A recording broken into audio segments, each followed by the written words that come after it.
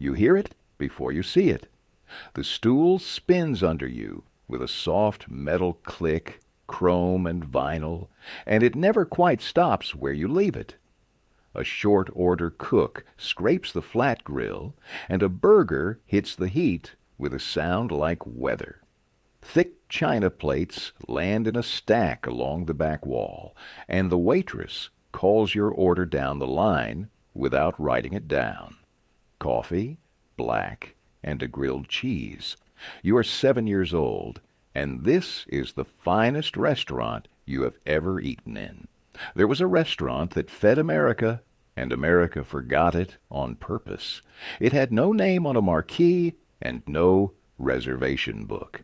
It was a long counter inside, a 5 and dime, and by the middle of the last century, you could find one in nearly every downtown in the country.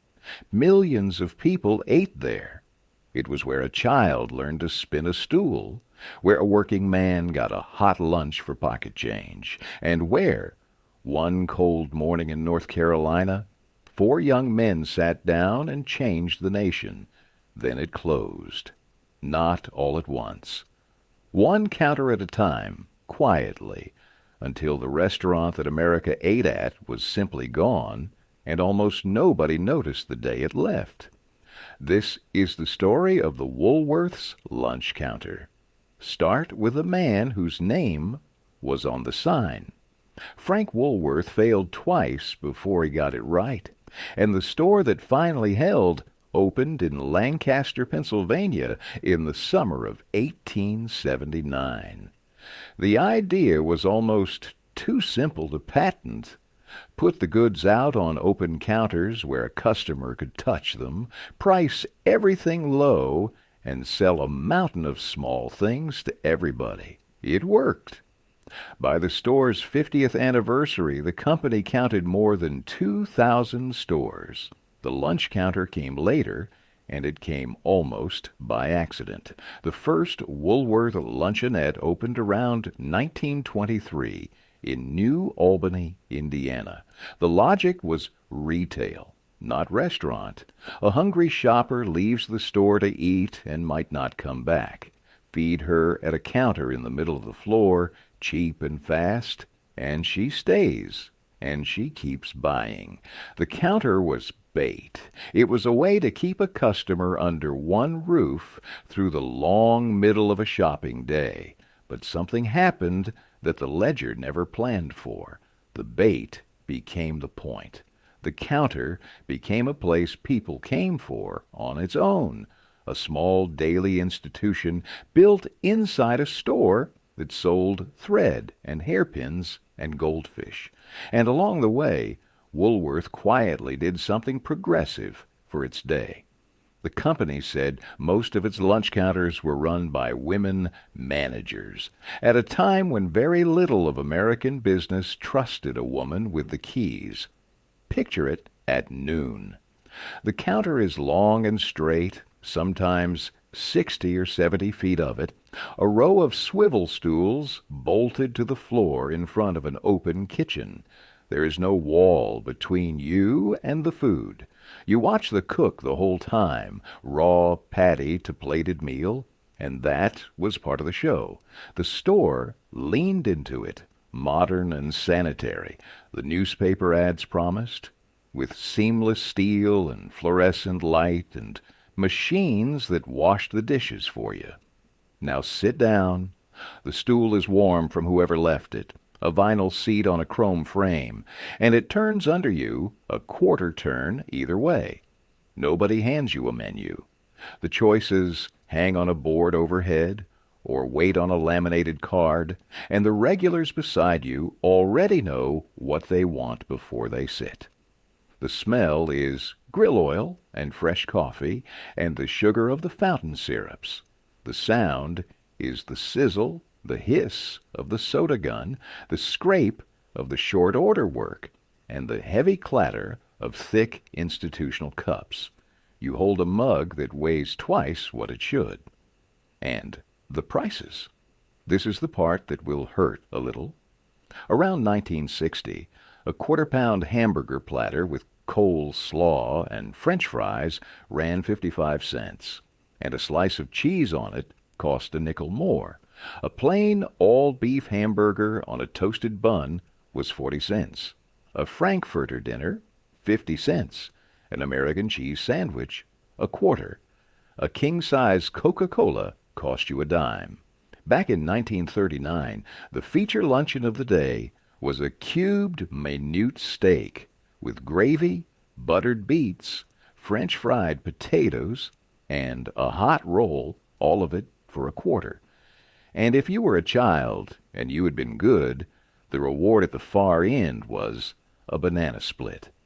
In the early 1950s, the big one ran 39 cents.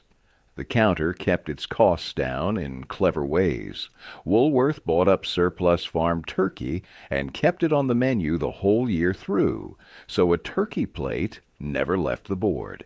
And behind the counter, mixing the drinks by hand, stood the soda jerk, pulling cherry syrup and carbonated water into a fountain glass to order. Then there was the waitress. She wore a crisp uniform, a collar, and a matching headband in the 50s, and she worked the line like a conductor. She knew the regulars by their order, not their name, which was somehow more intimate. For a lot of young women, that counter was a first job. One woman remembered it plainly years later. Her first job out of high school was waiting the Woolworth's counter, she said. And she was terrible at it. She is not famous. She is just one of the thousands who learned to carry 4 plates on one arm at a counter that no longer exists. Understand what this place was, because a hamburger does not explain it. The Woolworth's lunch counter was the Democratic table of mid-century America. There was no dress code, and nobody at a podium decided whether you belonged. You sat where there was an open stool. The banker sat next to the man who fixed his car. The counter had regulars who came every day, took the same seat, and ordered the same thing before they finished sitting down. For a child, it was pure occasion. The store sat downtown, where the whole town shopped on a Saturday, and lunch at the counter was the treat pinned to the end of the errands. One woman remembered her mother letting her come downtown now and again, and how it was such a treat to sit up at the counter for lunch. The stool alone was the entertainment. You could spin until the room blurred and a parent's hand stopped the seat. And the counter fed the country at a scale we forget now. By the middle of the 1960s, Woolworth ran a food operation that rivaled the young hamburger chains people think of as the giants of the era.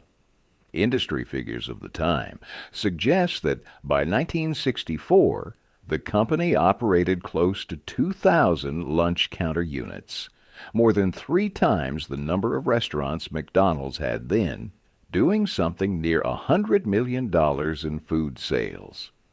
Whatever the exact count, the picture holds. The busiest restaurant company in America might have been a 5 and dime, and it did not think of itself as a restaurant at all. But there was a rot in the middle of the table, and it ran straight down the map. In the segregated South, the lunch counter fed white customers only. A black family could walk in, shop the store, spend money on merchandise at the very same registers, and then stand there and watch, because they were not allowed to sit and eat. Same store, same money, a stool they could not use. That contradiction sat inside thousands of Woolworths every day, and one February morning, 4 young men decided they were done watching it. Greensboro, North Carolina. The Woolworth on South Elm Street had opened in 1939, advertised as the largest and most modern Woolworth store in the South, with a luncheonette that sat 69 people, 69 seats when it opened, and 2 decades later, A black man could not use a single one. 4 freshmen at North Carolina A&T decided to change that. Ezell Blair Jr., Franklin McCain, Joseph McNeil, and David Richmond were 18 years old, dormitory neighbors barely out of high school. The push had come months earlier on a Greyhound bus. Joseph McNeil had ridden home for Thanksgiving break, and in Philadelphia he could eat anywhere in the station. By Maryland, he said, that had changed, and at the depot in Richmond, Virginia, he was refused a hot dog at a whites-only food counter. He was the same person, he said, but he was treated differently. To face that and not challenge it, he decided, was to be part of the problem. Monday, February 1st, 1960. The 4 young men did something careful first. They walked the store and bought small things at various counters, keeping the receipts so no one could claim Woolworth refused their money. Then at 4:30 in the afternoon, they sat down at the whites-only lunch counter and ordered coffee. The waitress told them the store did not serve Negroes there. The manager, a man named Clarence Harris, told his white staff to ignore them. A black employee came over and asked them to leave, saying they were making the race look bad. The 4 did not leave. They took out their textbooks and read until the store closed. No one was arrested. No one was served. Behind that counter stood a cook named Geneva Tisdale, who had come off a South Carolina farm to work there in 1951. That February, she was pregnant with her 3rd child. She watched the 4 young men sit, watched them ask for pie and coffee and get refused. And at first, she thought it was somebody being funny. It was not somebody being funny. It was the beginning. Tuesday, February 2nd. More students came. 16, then more, filling the stools the 4 had opened. The local paper reported that the students said they would increase their numbers daily. Ezell Blair told a reporter that it was time for someone to wake up and change the situation. Wednesday, February 3rd. 63 students. They filled 63 of the 65 seats they could reach, reading and studying while they waited to be refused. And now, they were not only men from A&T, women came in from Bennett College, and white students came in from Greensboro College. The circle was widening. Thursday, February 4th. More than 300 people now, the protest spilling over to the S.H. Kress counter down the street. Friday, February 5th. The counter-protesters had arrived, too, and the first arrests came, though not of the students. 3 white men were charged, one of them for setting a black man's coat on fire. The A&T football team stood among the crowd to keep the peace. Saturday, February 6th. A bomb threat cleared the store. They came to call it Black Saturday, and by that point in the week, as many as 1,400 students had taken part. The stores closed Sunday. When the counter reopened that Monday, the sit-ins had already jumped to Winston-Salem and Durham, and within days the movement had crossed out of North Carolina entirely. It did not end quickly. Through the spring the negotiations dragged, and the store owners resisted a compromise, and the sit-ins and the picketing resumed. By the end of March, the movement had reached 55 cities in 13 states, with something like 70,000 people taking part across the country. In April, at Shaw University in Raleigh, the students who had lit all of this organized themselves into the Student Nonviolent Coordinating Committee, a name that would run through the whole decade of civil rights that followed. And then the day came. On July 25th, 1960, the Greensboro Woolworth counter quietly served its first black customers. Manager Clarence Harris did not want a spectacle, so he chose 4 of his own black employees to be the first served. He asked Geneva Tisdale and 3 of her co-workers to change out of their work uniforms, sit down as ordinary customers, and order a meal. He warned them they might be called every name there was. They ate quickly and went back to work in uniform, and by the time the reporters arrived, the plates were already cleared. The men with the cameras came, Tisdale remembered, right after they got back down there. The store had lost around $200,000 over those months, and Harris had taken a cut in his own salary to see it through. Here is what the cameras missed. There was a note once during those months. A white Woolworth employee tried to slip a message of support to the students, and it read that the writer was with them all the way. The manager caught it before it reached them, and the employee's name was never recorded. The counter was never one thing. It held the people enforcing the rule and the people who hated it, side by side, in the same white uniforms.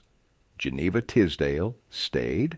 She worked that counter for the rest of its life, 42 years, until the store itself closed in 1993, the last employee still there who had been present on the 1st of February, 1960.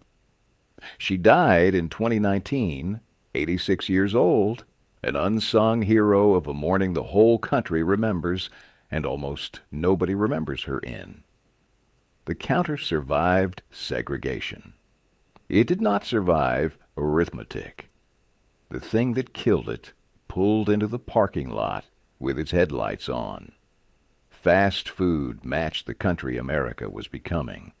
McDonald's grew from a couple hundred locations in 1960 to more than 1,000 by 1968, and the drive-thru fit a life lived in a car in a way a downtown stool never could. You did not have to park and walk in and find a seat. You did not even have to get out. And the people had moved. The suburbs swelled while the downtowns emptied, the suburban population climbing from around 36 million in 1950 to 76 million by 1970. The stores that anchored Main Street lost the foot traffic that fed the counter, and when the shoppers did want to eat out near their new homes, the mall had a food court waiting, climate-controlled, a dozen quick vendors under one roof, the counter's whole appeal repackaged for the parking lot age. Woolworth even chased that trade itself, spinning off sit-down cafeterias called Harvest House inside the malls, full meals in leather booths for about $1. Underneath all of it, the 5 and dime was losing its own reason to exist. Kmart and Target and Walmart took the merchandise business that Woolworth had invented, and as the store's core sales fell, the lunch counter was exposed for what it had always been on the books, a thin-margin operation that needed staff and equipment and daily fresh food. So when the cuts came, the counter went first, not last, when the store finally died, but first, years ahead of it. The restaurant America ate had disappeared out of most Woolworths, while the stores around it were still open, still selling thread and hairpins, just with the grill gone cold in the middle of the floor. In October of 1993, Woolworth announced it would close more than 400 general merchandise stores, and the Greensboro store was on the list. As the crews pulled the fixtures out early the next year, someone had the sense to save the counter. A 4-seat section, stools and all, went to the Smithsonian in Washington, where it sits on permanent display, and a longer piece stayed in Greensboro. The building itself reopened in 2010 as the International Civil Rights Center and Museum, and in 2024 it was named a National Historic Landmark. The company that ran the counters did not so much die as change costume. On July 17, 1997, the company announced it was closing its last 400 American stores, and 9,200 people lost their jobs. The corporation renamed itself Venador, and then a few years later took the name of a store it owned that was still doing fine. You know it today as Foot Locker, the company that fed America at a nickel. A cup now sells sneakers and does not mention the counter. One counter wouldn't quit. In Bakersfield, California, a Woolworth had opened in 1950 with a 74-foot lunch counter, and when the store closed in 1994, a couple bought the building and reopened it as an antique mall with the grill still running. For decades, you could still sit on those stools and order a burger and a shake off the last real Woolworth's counter in the country. It has changed hands and closed and reopened since, most recently brought back in 2025 with the old terrazzo floors uncovered and the sit-in photographs hung on the wall. A dark wood counter, chrome seats with red vinyl, a checkered floor, and a chrome milkshake machine the size of an engine block. Still there, still humming. The restaurant America ate at is mostly a museum now, and the strange thing is how well that fits. A 4-seat section, behind glass in Washington. A building in Greensboro that people travel to see. A single working counter in California kept alive out of sheer stubbornness and love. We put the important pieces in cases and let the ordinary ones vanish. And the ordinary ones were the whole thing.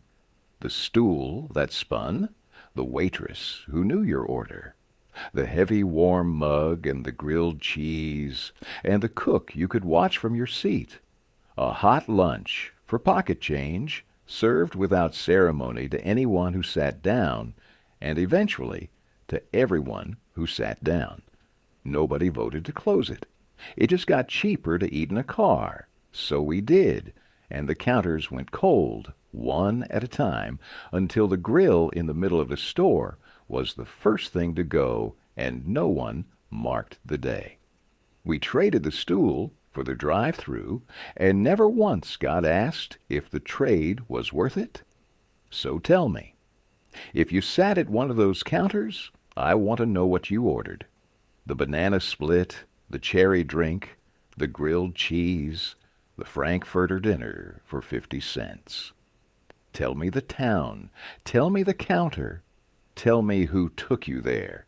Put it in the comments below. I read every single one.